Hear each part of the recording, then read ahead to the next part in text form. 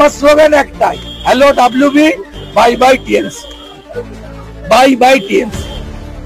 কর্মচারী চাকররা কি বললো তার উত্তর দেব। ঝাড়ে বাঁশ একরকম হয়, ওদের যে মালিক মমতা ব্যানার্জি বিধানসভায় বিরোধী দলনেতাকে বলছে হাম্পিং ডাম্পিং। হাম্পিং মানে হচ্ছে ফোর্সফুল সেক্স। এর থেকে আর নোংরা কথা কি হতো?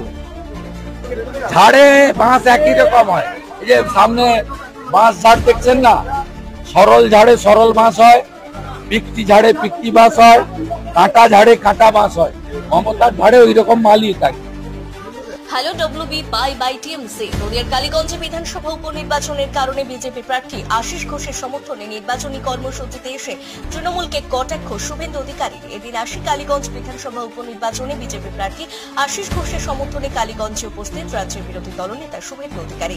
কালীগঞ্জে এসে প্রথমে দলীয় কর্মী সমর্থন